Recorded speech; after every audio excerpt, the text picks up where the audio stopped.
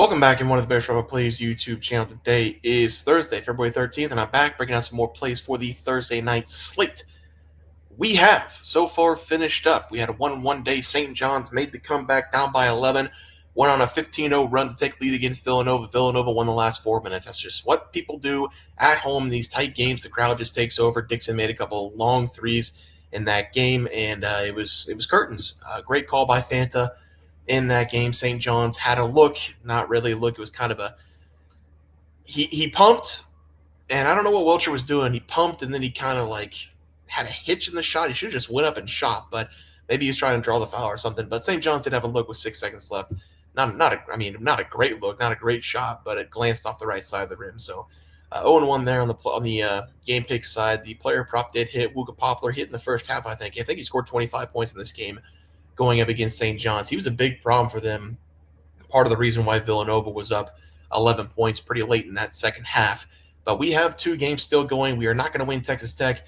It's 88-88 with 17 seconds left in the game. I don't know how Arizona State staying in this game, but Texas Tech, they're shooting well. They just can't defend whatsoever. Arizona State's hitting a ton of threes is why they're staying in this game. I actually know why they're staying in the game, but we'll see what happens.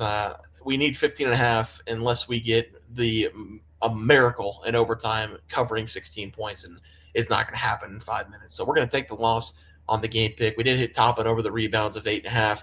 I think he's sitting with a double-double. I think he has 30 and 10 right now going up against Arizona State. So we did hit the player prop 2-2, keep us afloat for the Thursday breakdowns. We've got some bangers for Thursday. Going to start in the Big Ten here. Maryland going up against Nebraska. I've had some problems with Maryland. I took Ohio State in that game. Of Maryland, I said, yeah, they're a top 25 team, but who have they really played? They lost to Oregon. They lost to Purdue. They lost to Marquette. Those are all top 25 teams. The only win they have against top 25 is an 8-point win against Wisconsin and a big win against Illinois, which is kind of an outlier because Illinois lost that game by 21 points, and they were really struggling at the time.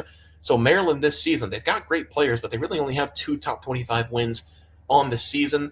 Everybody else has been close games against some bad competition, like Minnesota won by 6. They lost against Northwestern by 2 points. That's a horrible loss for them.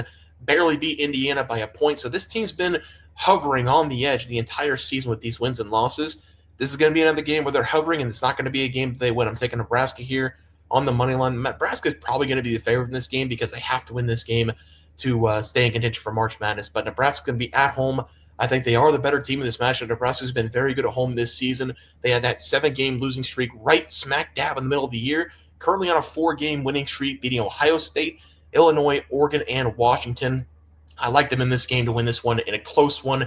Home environment wins them this game. Give me Nebraska money line as the play there. Let's go over the next play for tomorrow. We're going to be looking at San Francisco going up against Gonzaga. Usually, I'm all over the Dons. The Dons did me well the last time they played St. Mary's. An outright win at home for the Dons. They were plus 8.5 in that game. We like it when the Dons do that at home, but the problem with the Dons is when they go on the road, they lose games, and they're not really close in these losses either. Against St. Mary's, they lost that game by 20, 71-51. Against Santa Clara, they lost that game by 23, 77-54. Against Washington State on the road, 91-82. Defense does not travel for this San Francisco Dons team. Another one, Bradley, 66-64. This San Francisco team, they've got problems on the road. These 2 teams play in 2 weeks. We will be on the Dons at home against Gonzaga. This time I can't do it. I got to take Gonzaga against the spread, laying a hefty number here, 14.5 points with Gonzaga. I've got to do it with the way San Francisco have been playing on the road this season. Gonzaga's been good for most of the year. They're probably going to put up close to 95 points in this game. I think the offense just runs away with this one for the Dogs. So give me Gonzaga here, minus 14.5 as the play. Let's go to those player props. With a lot of points scored in this game for Gonzaga, we got to go to the lead assist man in the nation. 9.8 assists per game for Ryan Nembhard this year. He's been doing it all really for this Gonzaga team. 11 points per game, 9.8 assists. Every good team needs a general. Last season with Kansas, DeJohn Harris. This season, he's had some injuries. Kansas has been bad all season long. But every good team, every team that's going to compete in the Elite Eight, I should say, Mark Sears with Alabama, every good team needs a lead man, needs a general out there, and that's Ryan Nembhard for this Gonzaga team, coming off a pretty good day against Pacific with the 8 assists, but he only had 7 points. I like to see him not shooting the ball. I like to just see him dishing out assists. He's had 8+ assists in 7 consecutive games. That will continue in this one going up against the Dons. Are going to be at home in this game for Gonzaga as well. At home this season, it's not much of a difference, but he's averaging 9.9 assists at home compared to 9.8 on the road. He's only playing 33 minutes, though, at home compared to 37.6 on the road. So he is a lot better dishing assists. I think that what that is just his teammates are a lot more comfortable shooting on their rims. We're going Ryan Nembhard here to get his guys involved. Over the 8.5 assists, probably 9.5 as the first play there for the player prop. In the second play, Bryce Williams.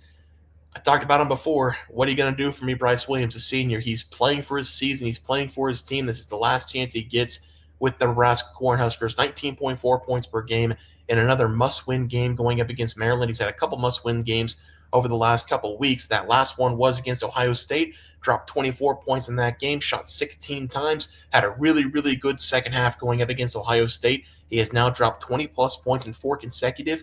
That will continue in this one at home for him going up against Maryland.